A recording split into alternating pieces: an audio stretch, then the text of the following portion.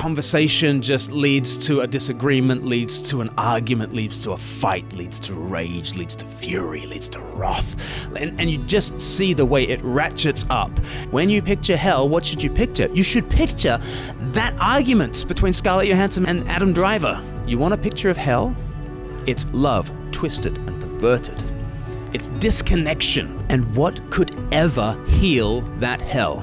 Hi, I'm Glenn from Speak Life. We like to see all things through the lens of Jesus, including Easter. And we're thinking about how Easter is for everyone. We've got a great new video called Easter is for Atheists, where we interact with this painting by Caravaggio about the incredulity of St. Thomas. Thomas goes from being a doubter to being a believer. How? Well, he encounters the risen Jesus and he sees his scars. And we really press into the fact that Thomas believes when looking not at the stars, but at the scars of Jesus. You can check out that video. But I want to bring to your attention some other things you can look at in order to start believing in Jesus. And it's not just looking at the risen Jesus himself, it's looking at the world that Christians say was made by this Jesus. I want to talk to you about how Easter is for everyone. And we've got 4 different videos in this series. If you believe in redemption, if you believe in relationships, if you believe in recovery, if you believe in reality, the way that reality presents itself to us, you are already believing in an Easter-shaped thing, and I want to encourage you to lean into the true Easter story that makes sense of the rest of life. You might think you could never be a believer in the resurrection.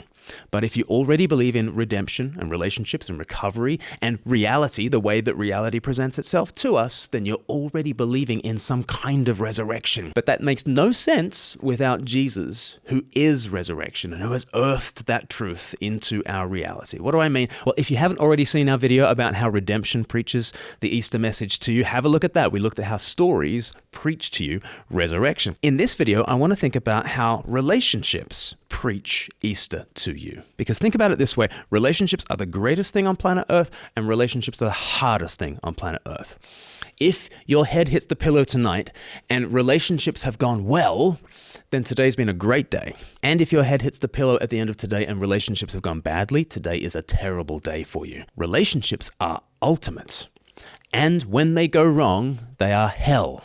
I often think of the way that cinema depicts these sorts of things. So 2 films come to mind for me. There's Marriage Story, directed by Noah Baumbach, and you see Adam Driver and Scarlett Johansson, just the ways in which their conversation just leads to a disagreement, leads to an argument, leads to a fight, leads to rage, leads to fury, leads to wrath. And you just see the way it ratchets up, and he says one thing and then she says something even nastier, and he says something even nastier, and she says something even nastier, and it ratchets and it ratchets and it ratchets, and it ties a knot in your stomach as you watch it, because you know this is what it's like. There's a verse in James chapter 4, it says, "What causes fights and quarrels among you? Don't they come from your desires that battle within you? You desire, but do not have. So you kill, you covet, you cannot get what you want, so you quarrel and fight." And this is where it all comes from. I want something, you want something different. And so, instead of negotiating, instead of reconciling, instead of serving one another and deferring to one another, we insist on our own rights. And it just becomes this squabble. And because I want the same thing as you, you're my competitor, you're not my spouse, right? You're the enemy. And what causes fights and quarrels? It's these evil desires that we have from within ourselves.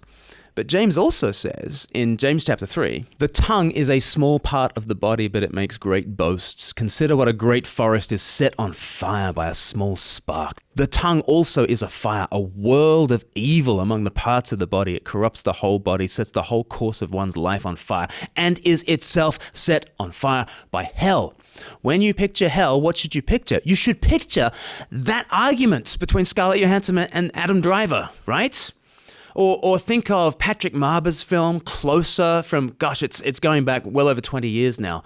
But again, he brilliantly depicts the way that relationships can go wrong and conversations turn into disagreements, turn into arguments, turns into fight, turns into hell. It turns into hell, and you watch these people tear each other apart just with their words. And the Bible says, you want a picture of hell? It's love, twisted and perverted. It's disconnection from the love that we are intended to have. If you want a picture of hell, It's not so much Dante's Inferno. It's not so much a Hollywood horror film. It's love twisted into disconnection, right? It's service twisted into selfishness, you know? It's care twisted into like anger and hatred and competition. And what could ever heal that hell? Proverbs 15 in the Old Testament, it says, a gentle answer turns away wrath, but a harsh word stirs up anger. The natural state of the human heart is to answer harshness with more harshness. And, you know, if they bring a knife to the fight, you bring a gun. And if you bring a gun, they bring a bazooka. And it's an escalation. But what will ever de-escalate the situation? Well, actually, you've got to absorb the blow and answer with kindness. You've got to take the curse and respond with blessing. And what does that feel like? My goodness, it feels excruciating, doesn't it? The fight feels like hell. To reconcile would be excruciating.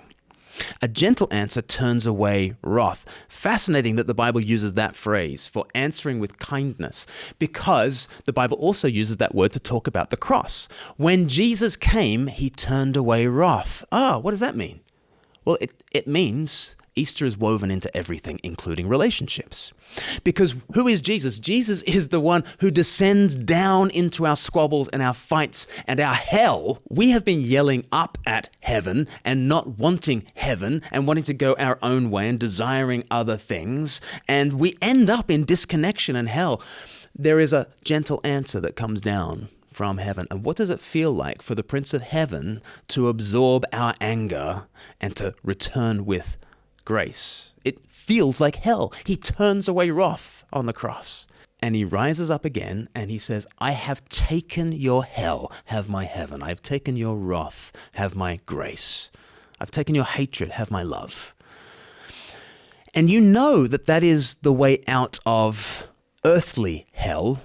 You know that that's the way out of relational disputes. You know how de-escalation works. De-escalation happens when someone chooses to answer with kindness when they have received only curses, and it feels excruciating. But it's the only path to healing. And if you've ever been in a relationship, and if you've ever had hope for relationships, that there is a way out of disconnection and argument.